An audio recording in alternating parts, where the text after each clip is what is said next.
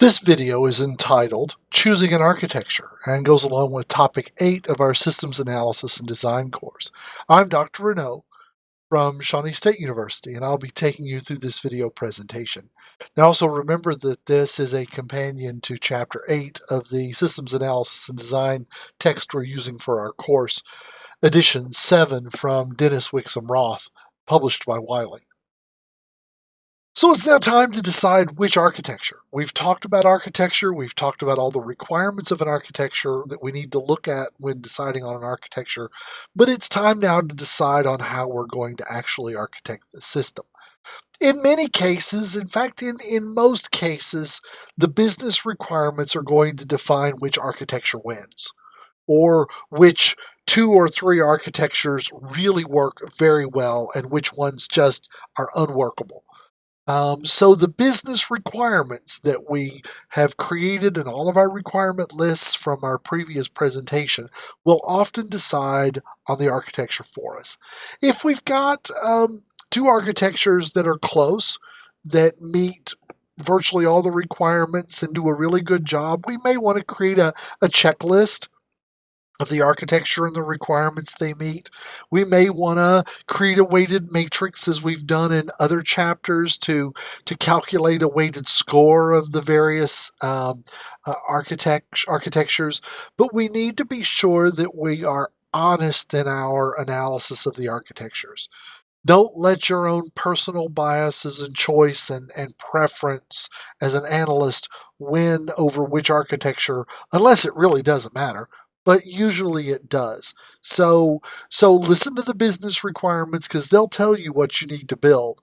And then use a checklist matrix to lay down the requirements and what's been satisfied and not to help you make a decision on to finally which of the architectures is probably the best. And to just summarize all of the things, functional requirements, what operating systems, what specific hardware, the software needed to support the languages, the operating systems, the databases, what hardware is it needed to run on, and what hardware is needed to run all this software to meet the operational performance, security, and cultural and legal requirements.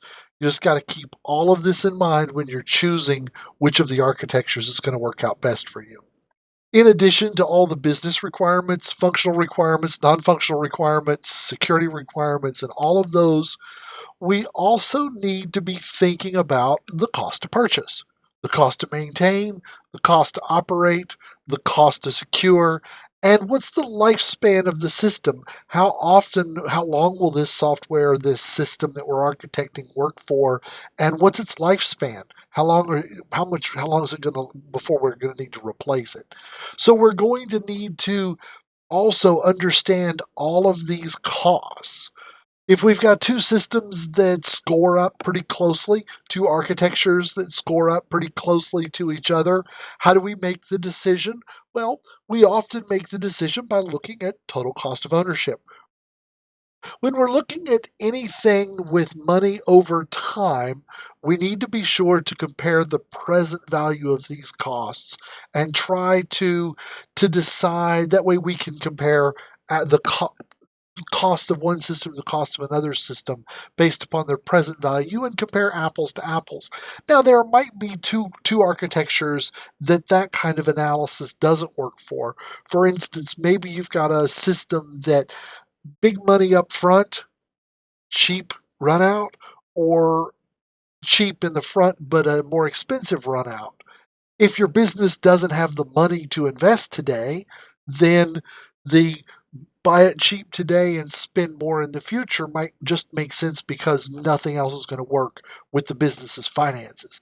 But if you've got multiple options and finances are flexible, you don't want to waste money. Um, Calculate the total cost of ownerships and compare the present values. And I'm going to do an example of that here in the next few slides. So let's just play for what if. Let's imagine. I've got two architectures, Plan A and Plan B. Plan A is the let's buy a server, let's buy the software, and let's just operate it for the next 5 years or for 5 total years and see what the cost is. Here we go.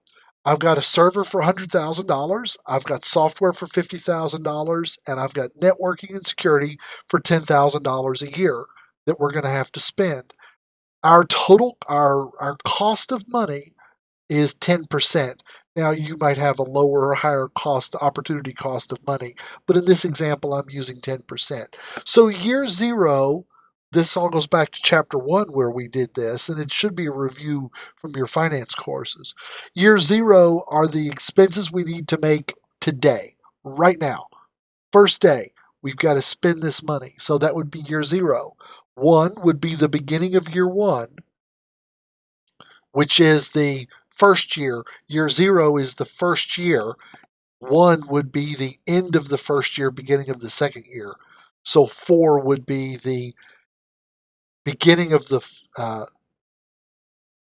beginning of the fifth year of operation. Um, So that's year. So $20,000 a year plus then the initial expense to buy the system. So if we calculate 1 plus I to the nth using this present value formula, where I is 0.10 and n is 0, 1, 2, 3, and 4, we get the factor of 1, 1.1, 1.21, 1.33, and 1.46. I chopped off the decimal points because I'm dealing here in thousands of dollars in the future. I don't want to just show it to the pennies because it just doesn't make any sense. We're predicting things out in the future. I don't know what it's going to be in the future, but within thousands is probably close enough for this example. Um, and I take the total cost for each year and divide it by the factor. So 20,000 divided by 1.1 is 18. 20,000 divided by 1.46 is $14,000 and change. So I come up with the total cost is $250,000, but the cost in present value terms is $234,000. So that's the cost of Plan A. Let's look at Plan B and calculate its cost. So plan B would be a cloud system where we don't have to buy hardware up front. We're using open source software. We don't have to buy any software up front. We've got it all, and it's going to cost us $50,000 a year for every year. Well, it's the same $250,000 total cost, but the discount factors over these 5 periods mean that the present value of this stream of money is $208,000 or a $26,000 savings. If you've got two architectures that are going to do everything you need them to do, then, well, this just kind of makes sense to do Plan B, doesn't it? Now, those calculations were done with a pocket calculator, rounded, kind of back of the napkin, kind of just done on a whiteboard kind of examples where I took that same two problems and I put them in a spreadsheet and created a spreadsheet where in cell B1 I put the interest rate, in cells A4 through A7 I put the year numbers or N, in cell B4 through B7 and D4 through D7, I put the annual expenses. I then used a formula like this formula here to calculate all of the cells in rows C and E, and then I just added them all together to come up with the 4 total numbers.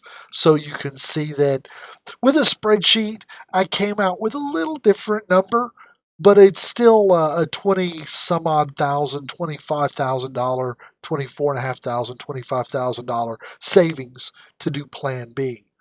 Um, so just did it with a spreadsheet to make it clean and wanted to show you that formula again that we saw in chapter 1. This concludes topic 8C in our architecture topic.